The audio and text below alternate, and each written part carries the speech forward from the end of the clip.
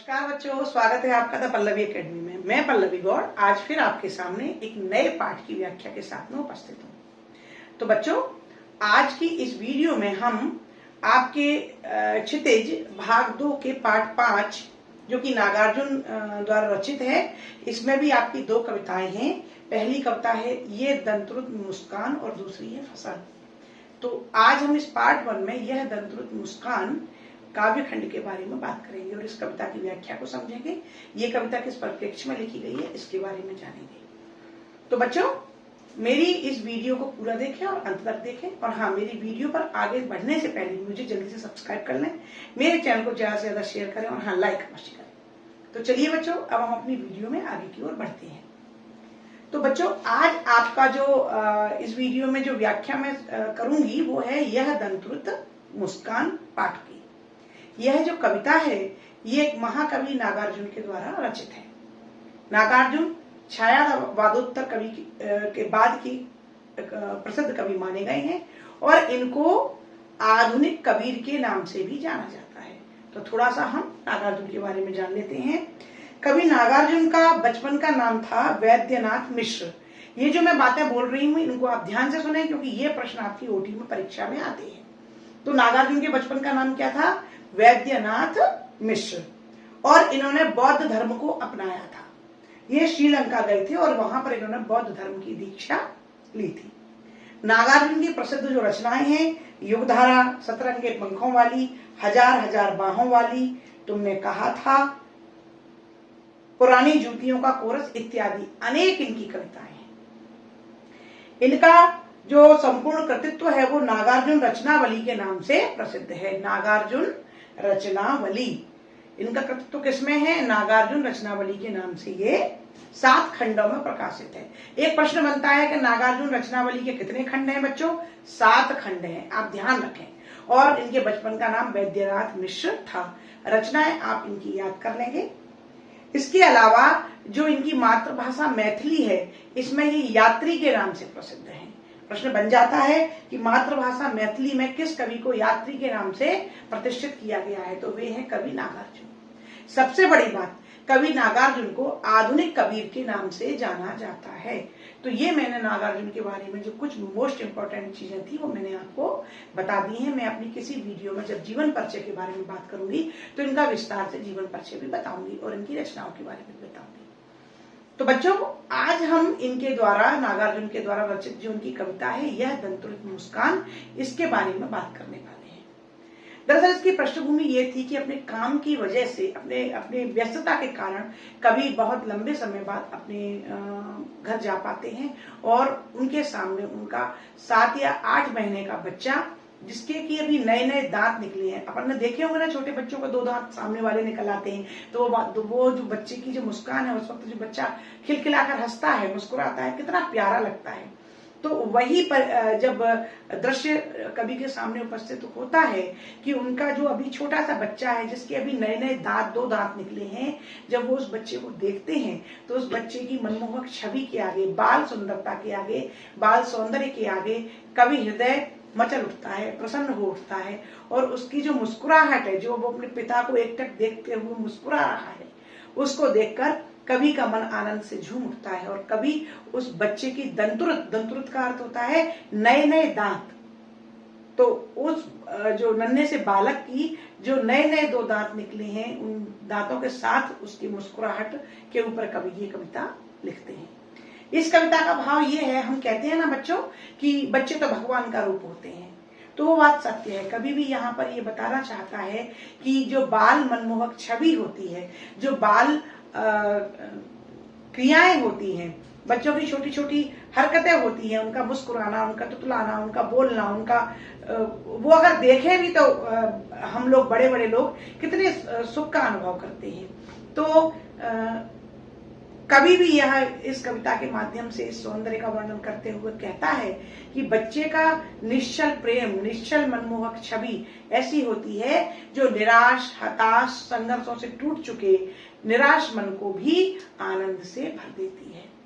तो बच्चों, इस प्रकार से इस कविता में कवि नागार्जुन ने दंतरुत मुस्कान यानी कि छोटे मनमोहक मुस्कान का वर्णन किया है। तो चलिए अब आप जल्दी से अपनी किताब उठाइए और मेरे साथ में इस कविता को पढ़िए। हम इस कविता को 3 या 4 खंडों में इसकी व्याख्या करेंगे। तो सबसे पहले मैं पढ़ती हूँ, मेरे साथ पढ़िए। तुम्हारी यह दंतुरित मुस्कान मृतक में भी डाल देगी जान, धूल धूसर तुम्हारी ये गात, छोड़कर तालाब मेरी झोपड़ी में खिल रहे जलजात, परस पाकर तुम्हारा ही प्राण पिघलकर जल बन गया होगा कठिन पाषाण। तो बच्चों, आज हम तुम्हारी यह दंतुरित मुस्कान से कठिन पाषाण तक का अभी हम अर्थ जानेंगे। तो व्याख्या में आगे बढ़ने से पहले सबसे पहले हम थोड़े से इन पंक्तियों में आए कठिन शब्दों का अर्थ जान लेते हैं। दंतुरित यानी कि नए नए दांत, मुस्कान यानी कि मुस्कुराना, मृतक यानी कि मरे हुए, धूल धूल यानी कि धूल, और धूसर यानी कि सने हुए। गात का अर्थ होता है शरीर, अंग प्रत्यंग। जलजात जल से उत्पन्न अर्थात कि कमल। परस परस यानी होता है स्पर्श, और पाषाण यानी होता है पत्थर। तो बच्चों, इस प्रकार से मैंने आपको इस कविता के कठिन अर्थ बताए हैं। आपके प्रश्न पत्र में एक प्रश्न आता है कि निम्नलिखित पद्यांश का संदर्भ प्रसंग सहित व्याख्या कीजिए। तो वहां पर बच्चों हमें व्याख्या के साथ साथ संदर्भ और प्रसंग भी लिखना होता है। तो संदर्भ का क्या आशय है, पिछली कई वीडियो में मैं आपको बता चुकी हूं, फिर से रिपीट करती हूं। संदर्भ का आशय होता है कि प्रश्न जो आपकी परीक्षा में पूछा गया है ये कहां से आया है, उसका परिचय देना।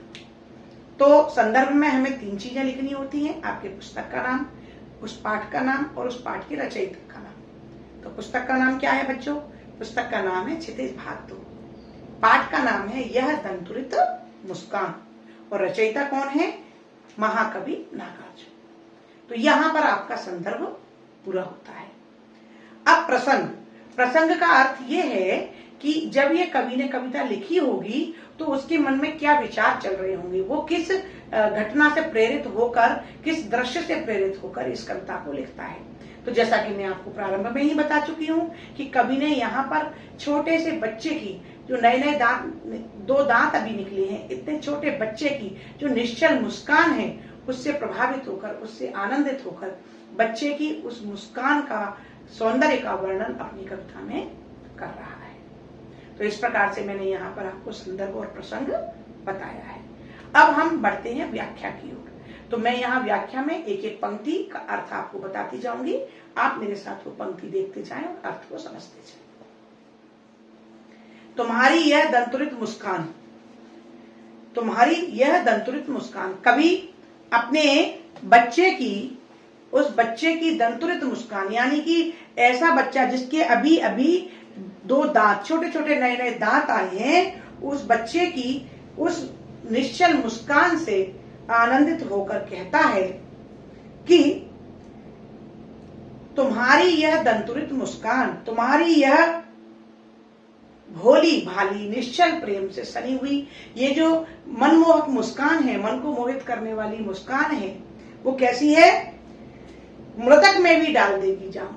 वो इतनी प्रभावशाली है, वो इतनी मन को छू लेने वाली है कि वो मरे हुए व्यक्ति में भी जान डाल देगी। यानी कि कवि कहना चाहता है कि बच्चे की ये जो मन को हरने वाली निश्चल प्रेम में सनी हुई भोली भाली जो ये मुस्कान है, वो मरे हुए व्यक्ति में भी जान डालने का कार्य करती है। अर्थात मरे हुए व्यक्ति से यहाँ पर आशय है कि ऐसा मनुष्य जो अपनी जीवन की कठिनाइयों से, संघर्षों से थक गया है, निराश हो गया है, बिल्कुल बेजान होकर, मृतप्राय होकर जीवन जी रहा है, वो इन छोटे बच्चों की मुस्कान को देखकर भी आनंदित हुए बिना नहीं रह सकता, और बच्चों की ये दंतुरित मुस्कान, ये मनमोहक, मन को हरने वाली मुस्कान उसमें जीवन जीने की प्रेरणा और आशा का संचार कर देती है।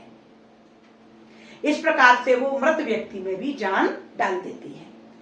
धूल धूसर तुम्हारे ये गात, आगे बच्चे के शरीर को देखते हुए कवि कहता है कि धूल धूसर, धूल से सने हुए तुम्हारे ये गात, गात का अर्थ होता है बच्चों शरीर, छोटे बच्चे जब घुटनों चलते हैं, तुमने देखा होगा, तो उनके शरीर पर ना कहीं कहीं इधर उधर मिट्टी लग जाती है, धूल लग जाती है। तो कहीं कहीं मिट्टी लग जाती है तो वो कितने सुंदर लगते हैं, कितनी मनमोहक छवि होती है उन बच्चों की, और हम लोग देखकर उनके धूल से सने हुए शरीर को देखकर प्रसन्न होते हैं। तो कभी भी वही उस छवि को देखकर आनंदित होकर कहता है कि अरे तुम्हारे ये जो शरीर पर धूल लग गई है, ये जो शरीर धूल से सन गया है, ऐसा लग रहा है मान लो कि कोई कमल हो, और ये कमल आज तालाब में नहीं खिला है, तालाब में खिलने की जगह कवि की झोपड़ी में आकर ये कमल खिल गए हैं। कवि कह रहा है ना, छोड़कर तालाब मेरी झोपड़ी में खिल रहे जलजात यानी कि कमल। तो कवि ये कल्पना कर रहा है कि उसका ये जो बच्चा धूल से सने हुए शरीर से इतना सुंदर लग रहा है जैसे कि मान लो वो कमल है, और कमल भी जो तालाब में खिलना चाहिए वो तालाब में न खिलकर आज कवि की झोपड़ी में कवि को आनंदित करने के लिए, कवि को प्रसन्न करने के लिए, उसके निराश जीवन में दोबारा से आशा का संचार और खुशी भरने के लिए उसके घर में, उसकी झोपड़ी में आकर खिल गए। परस पाकर तुम्हारा ही प्राण पिघल कर जल बन गया होगा कठिन पाषाण। कवि आगे कहते हैं कि तुम्हारे ये जो परस यानी होता है स्पर्श, तुम्हारी इस मुस्कान का स्पर्श पाकर, और मुस्कान भी कैसी, प्राणवान, मुर्दे में प्राण डालने वाली, जो ये जो मुस्कान है ये ऐसा लगता है मानो पिघल कर जल बन गया होगा कठिन पाषाण। ये जो कठिन पत्थरों से, कठोर पत्थरों से ये जो झरना बहने लगा है, पत्थरों के बीच से ये जो जलधारा झरने के रूप में बहने लगी है, ऐसा लग रहा है कि तुम्हारी ये जो भोली मुस्कान है, निराश मन में भी, मृत देह में भी प्राण डालने में सक्षम ये जो तुम्हारी मुस्कान है वो इतनी सरल है, वो इतनी सरस है कि इसका स्पर्श पाकर ही ये कठोर पाषाण, कठोर पत्थर में से झरना फूट पड़ा है। तात्पर्य यह है कि कवि कहता है कि जीवन की कठोर संघर्षों से, विषम परिस्थितियों से थककर जो मानव का हृदय सूख गया है, उसमें से भावनाएं खत्म हो गई हैं, खुशी के बिना वो हृदय कठोर पत्थर के समान हो गया है, वो भी तुम्हारी इस दंतुरित मुस्कान को, इस भोली और मन को मोहित करने वाली मुस्कान से स्पर्श पाकर दोबारा से सरस हो जाएगा, अर्थात उसमें से भी प्रेम का, आनंद का झरना फूट पड़ेगा। समझे बच्चों? एक बार मैं सारांश बता देती हूँ कि कवि छोटे बच्चे की दंतुरित मुस्कान, यानी कि नए नए अभी दांत निकले हैं, ऐसे छोटे बच्चे को जब वो मुस्कुराता है तो कवि उसकी मुस्कुराहट से आनंदित होकर कविता में कहने लगता है कि अरे तुम्हारी ये दंतुरित मुस्कान तो मरे हुए व्यक्ति में भी जान डालने में समर्थ है। अर्थात जो जीवन से निराश है, जो थक चुका है, जो उदास जीवन जी रहा है, मरे हुए के समान जीवन जी रहा है, उसके जीने में कोई भी उमंग और खुशी नहीं बची है, ऐसे हताश व्यक्ति के जीवन में भी ये तुम्हारी मनमोहक मुस्कान दोबारा से आशा का संचार कर सकती है, उसमें जीवन जीने की प्रेरणा को जगाने में सक्षम है। और तुम्हारा ये धूल से सना हुआ जो शरीर है वो कमल के समान सुंदर लग रहा है, और ऐसा लग रहा है कि आज ये धूल से सना हुआ कमल रूपी शरीर है ना, शरीर रूपी कमल तालाब में ना खिलकर मेरी झोपड़ी में आकर मुझे आनंदित करने के लिए खिल गया हो। कवि बच्चे की मुस्कान के बारे में कहता है कि ये मुस्कान इतनी प्राणवान है जिसका स्पर्श पाकर कठोर पत्थरों से भी रसमयी झरना फूट पड़ता है। अर्थात जो मन जीवन की विषम परिस्थितियों से कठोर हो गया है, निराश हो गया है, और उसमें कहीं ना कहीं जीवन के प्रति कठोरता आ गई है, ऐसे हृदय, पाषाण हृदयों को भी बच्चे की मधुर भोली मुस्कान स्पर्श से, मुस्कान के स्पर्श को पाकर वे कठोर हृदय में भी भावनाएं उत्पन्न हो जाती हैं, आनंद का झरना फूट पड़ता है, और उनमें जीवन जीने के प्रति दोबारा से प्रेरणा जागृत होने लगती है। तो ये था बच्चों इन पंक्तियों का अर्थ। अब हम इन पंक्तियों को लिखित में सरल भाषा में कैसे याद कर सकते हैं ये मैं आपको बताऊंगी। तो चलिए देखते हैं। व्याख्या। संकेत, तुम्हारी से लेकर पाषाण तक। संदर्भ पुस्तक का नाम क्षितिज भाग 2, पाठ का नाम यह दंतुरित मुस्कान और रचयिता हैं कवि नागार्जुन। प्रसंग, प्रस्तुत पंक्तियों में कवि ने बच्चे की मुस्कान की सुंदरता का वर्णन किया है। व्याख्या, कवि बच्चे की मनोहर मुस्कान को देखते हुए कहता है कि तुम्हारी यह नए नए छोटे दांतों वाली मुस्कान इतनी मनमोहक है जो किसी मरे हुए व्यक्ति में भी जान डाल सकती है। अर्थात जीवन से निराश, हताश, बेजान मानव में जीने की आशा व उत्साह का संचार कर सकती है। तुम्हारे इस धूल से सने हुए सुंदर शरीर को देखकर लगता है जैसे आज कमल तालाब में ना खिलकर मेरी झोंपड़ी में आकर खिल गया हो, और तुम्हारी इस सरल भोली मुस्कान को देखकर लगता है कि इनके स्पर्श से ही पत्थर से कोई झरना फूट पड़ा है, अर्थात मेरे कठोर शुष्क हृदय में आनंद का प्रवाह होने लगा है। तो इस प्रकार से बच्चों मैंने इन पंक्तियों का आपको लिखित में भी अर्थ बताया है। अब बच्चों, अब हम यह दंतुरित मुस्कान का आगे का भाग पढ़ते हुए उसकी व्याख्या समझते हैं। छू गया तुमसे कि झरने लग पड़े शेफालिका के फूल, बांस था कि बबूल, तुम मुझे पाए नहीं पहचान, देखते ही रहोगे अनिमेष, थक गए हो आंख लूं मैं फिर। तो हम यहां तक की पंक्तियों का अर्थ यहां पर देखते हैं। इन पंक्तियों में जो कठिन शब्द आए हैं उनका अर्थ थोड़ा सा देख लेते हैं। शेफालिका, शेफालिका एक प्रकार का पेड़ है जो कि 10-12 फुट का होता है बच्चों, और इसमें 5 पत्तियां, 5 कोने निकले हुए पत्तियां होती हैं और फूल बड़े मनमोहक होते हैं। अनिमेष यानी कि बिना पलक झपकाए, एक टकटकी लगाकर देखना, फेर यानी कि बदल लेना। तो हुआ ये बच्चों। हाँ, अब हम कठिन शब्द के बाद में इस काव्य खंड के संदर्भ और प्रसंग के बारे में बात करते हैं। संदर्भ, इसकी हम संदर्भ के बारे में बात करते हैं। तो बच्चों, इस पूरी कविता का संदर्भ एक ही है। पाठ का नाम आपका दंतुरित मुस्कान, पुस्तक का नाम क्षितिज भाग 2, और ये इसके रचयिता हैं कवि नागार्जुन। प्रसंग, इन पंक्तियों में हुआ ये कि जब कवि अब बहुत समय बाद अपने बच्चे के सामने जाते हैं तो वो बच्चा अपने पिता को पहचानता नहीं है, बस एक टकटकी लगाकर उन्हें देख रहा है। तो उस वक्त के दृश्य का वर्णन इन पंक्तियों में कवि ने किया है। व्याख्या, देखो बच्चों, आप अचानक किसी छोटे बच्चे के पास जाएं, वो बच्चा आपको ना पहचानता हो, क्या है 7 या 8 महीने का बच्चा जो अपने घर में रहते हैं लोग, विशेषकर माँ और अगर पिता साथ में रहते हैं तो पिता, इन 2 लोगों को बहुत अच्छे से जानता है। जब बाकी लोग उसके सामने जाते हैं तो बच्चा, क्या लोग उसके सामने जाते हैं तो बच्चा एक टकटकी लगाकर देखता है। देखा है ना आपने, देखता रहेगा, कभी हंसेगा, हाथ पैर मारेगा, ऊं आ करेगा, लेकिन बड़े ध्यान से देखता है, पहचानने की कोशिश करता है। तो वही क्षण कवि के सामने यहाँ पर इस कविता में उपस्थित है।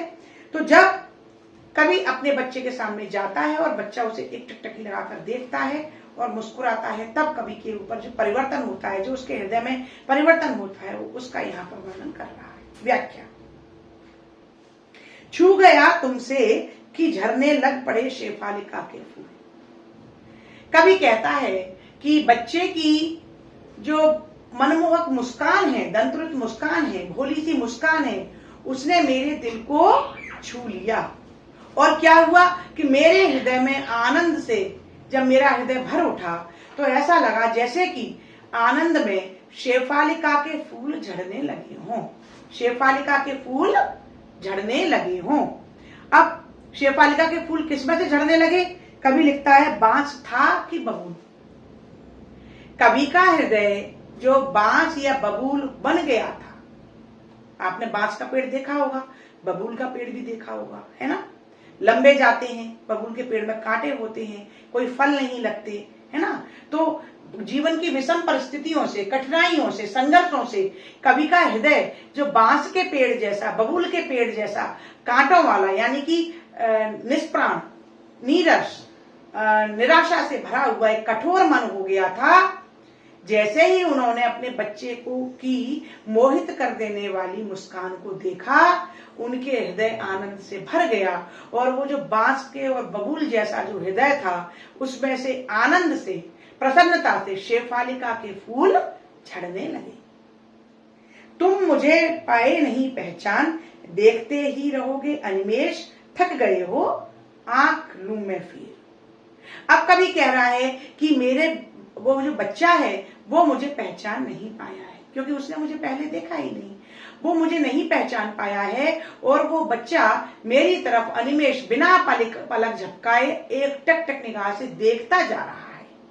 तो कवि कह रहा है कि क्या तुम मुझे इसी तरह देखते रहोगे? अरे तुम थक गए होगे, आंख लूं मैं फिर? तो अच्छा यही होगा कि मैं तुम्हें इस थकान से बचाने के लिए, तुम्हारी सुंदरता पर मैं मोहित बहुत हूं, मैं तुम्हें लगातार देखना चाहता हूं, आनंद से भरना चाहता हूं, लेकिन तुम मुझे यूं एक टकटकी लगाकर देखते हुए थक रहे होगे। इसलिए उचित यही होगा कि मैं तुम्हारी इस मनमोहक मुस्कान से, इस मनमोहक छवि से अपनी निगाहों को हटा लूं, यानी कि मैं अपनी नजरें तुमसे फेर लूं। तो बच्चों, ये इन पंक्तियों का अर्थ था। इन सरल सी पंक्तियों को हम लिखित रूप में कैसे देखेंगे, आइए हम देखते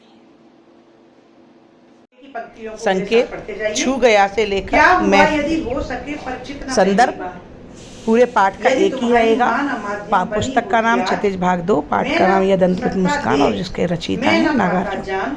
प्रसंग, प्रस्तुत पंक्तियों में कवि बच्चे की मनमोहक मुस्कान का वर्णन कर रहा है।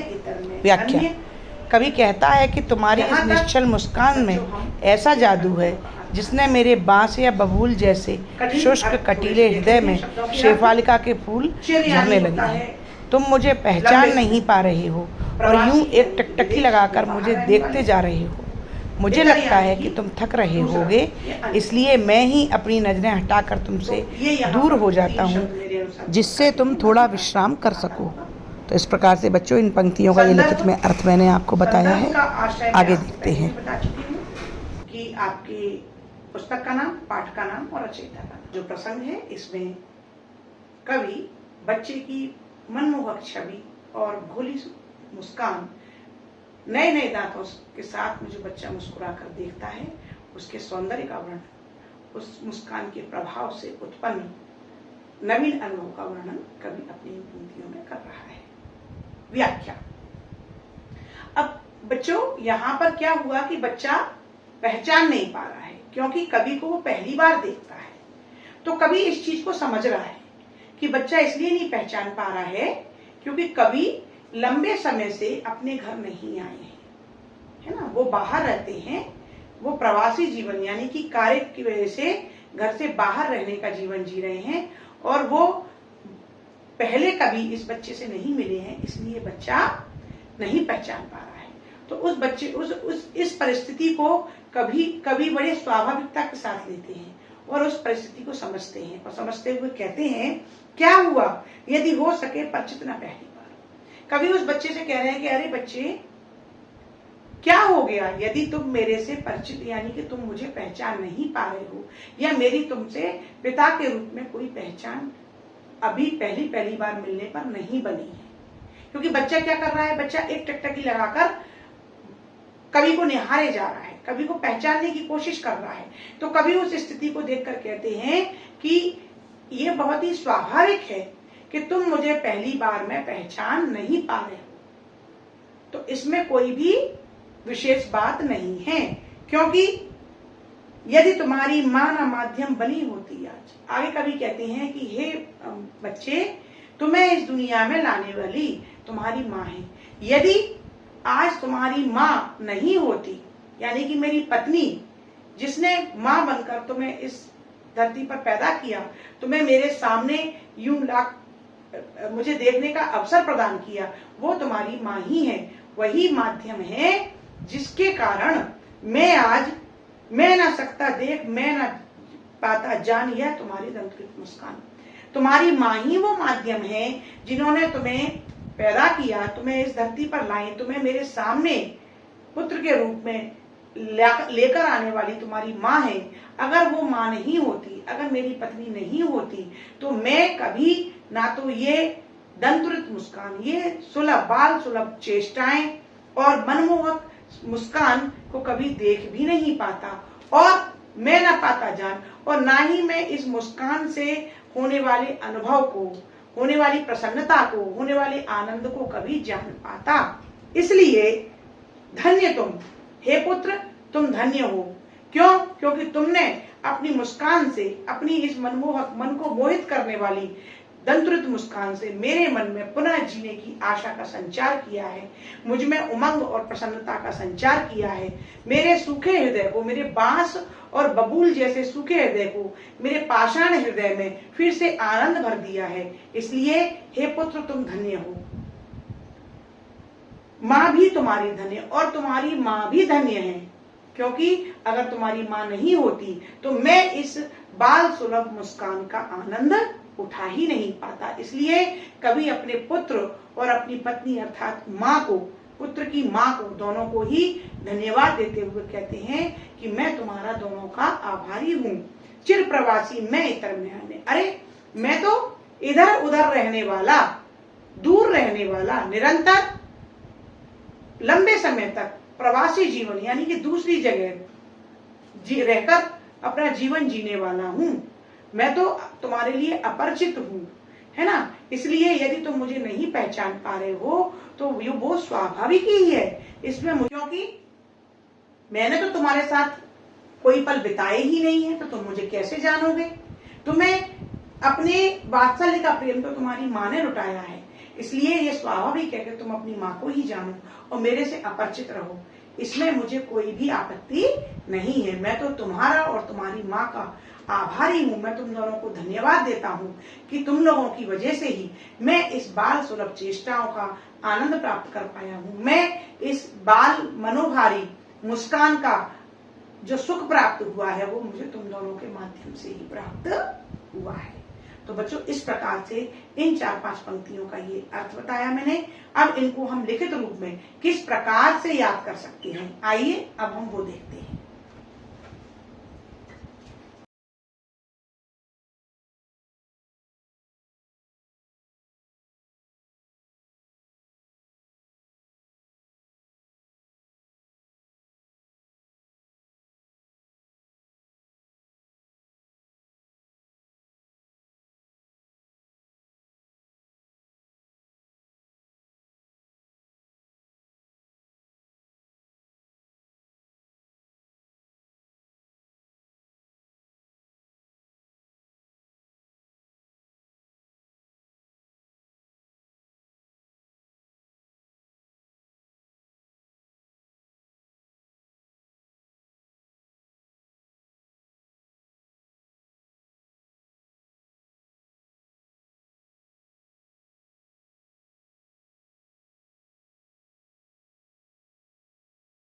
संकेत क्या हुआ से लेकर मैं अन्य तक।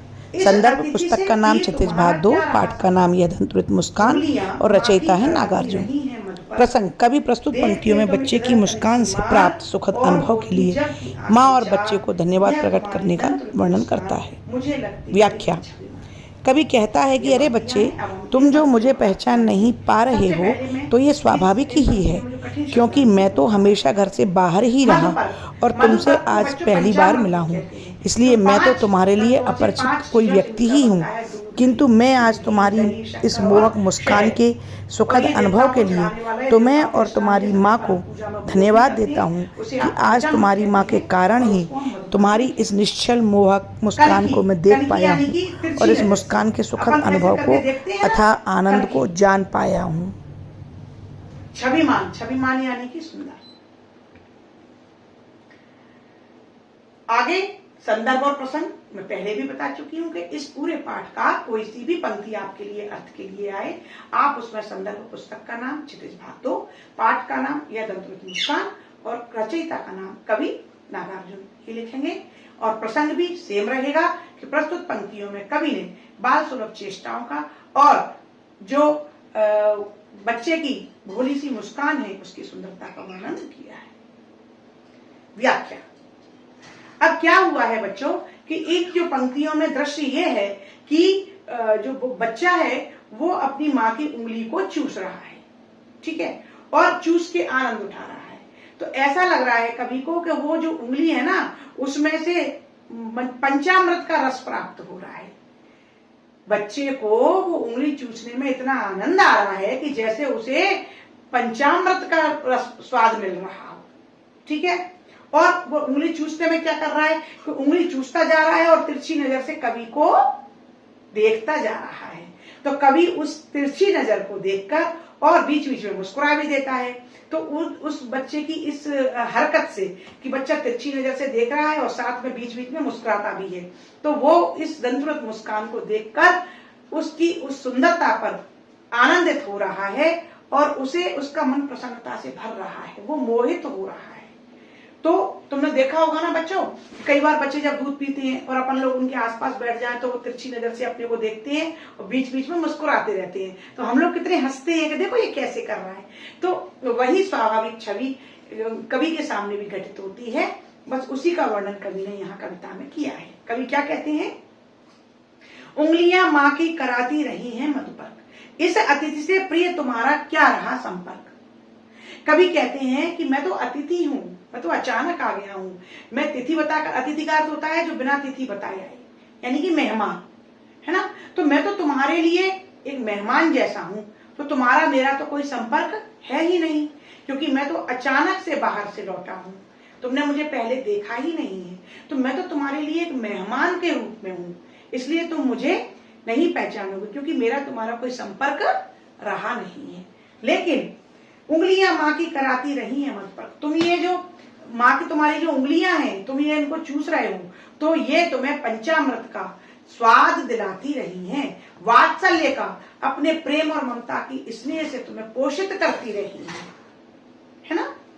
और तुम ये उंगली चूसते हुए देखते हो, तुम इधर कनकी मार, तुम ये जो उंगली चूसते हुए पंचामृत का, मधुपर्क का स्वाद का आनंद लेते हुए जो बार बार मेरी और तिरछी नजर से देखने लगते हो, और होती है जबकि आंखें चार, और जब तुम्हारी मेरी आंखें आपस में मिलती हैं, तुम मुझे कनखी मार के देखते हो, और जब मेरी निगाहें तुम्हारी निगाह से मिलते हैं, तब तुम्हारी दंतुलित मुस्कान, और तुम जो ये तब मुस्कुरा जाते हो, भोली सी दंतुलित ये जो मुस्कान जब मैं तुम्हारी देखता हूँ, मुझे लगती बड़ी ही छलना, मुझे ये मुस्कान बड़ी ही सुंदर लगती है, बहुत ही प्यारी लगती है, मेरे मन को बहुत ही आनंद प्रदान करने वाली होती है।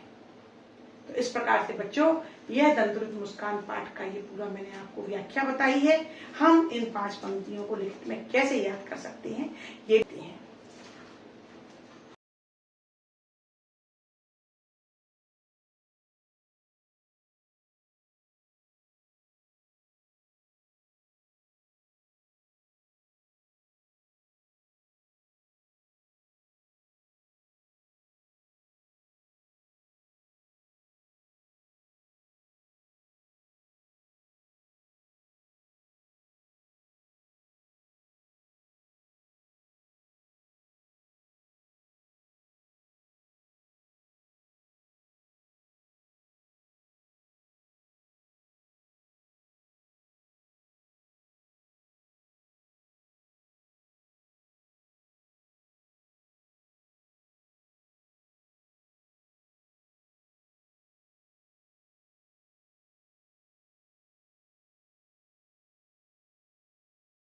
संकेत इस अतिथि से लेकर छविमान तक।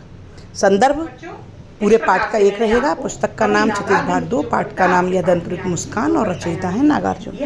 प्रसंग भी पूरे पाठ का एक ही है कि प्रस्तुत पंक्तियों में कवि ने बच्चे की मनोहारी हरकतों का, क्रियाकलापों का और मुस्कान का, सौंदर्य का वर्णन किया है।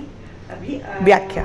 कवि अपने बच्चे से कहते हैं कि मैं तो तुम्हारे लिए अतिथि जैसा हूँ, आज से पहले मेरा तुम्हारा कोई संपर्क नहीं हुआ, तो मैं तो केवल तुम्हारी माँ के ही वात्सल्य का अनुभव है, और तुम जो ये माँ की उंगली को चूस कर आनंद पा रहे हो, तो ऐसा लगता है जैसे कि माँ की उंगलियों से तुम्हें पंचामृत का स्वाद मिल रहा है, और तुम जो बार बार मुझे यूं तिरछी नज़र से देख रहे हो और मुझसे आंखें मिलते ही मुस्कुरा रहे हो, तब मुझे तुम्हारी दंतुलित मुस्कान बड़ी ही सुंदर और मनमोहक लगती है। मुझे ढेर सारे लाइक करें, और हाँ बच्चों, ज़्यादा से ज़्यादा बच्चों तक इसे शेयर अवश्य करें, जिससे कि वे भी मेरी इस वीडियो से लाभ उठा पाएं। मुझे पूरी उम्मीद है कि आपको ये वीडियो बहुत पसंद आ रही होगी। आपके उज्जवल भविष्य की मंगल कामनाएं। बहुत बहुत धन्यवाद। नमस्कार।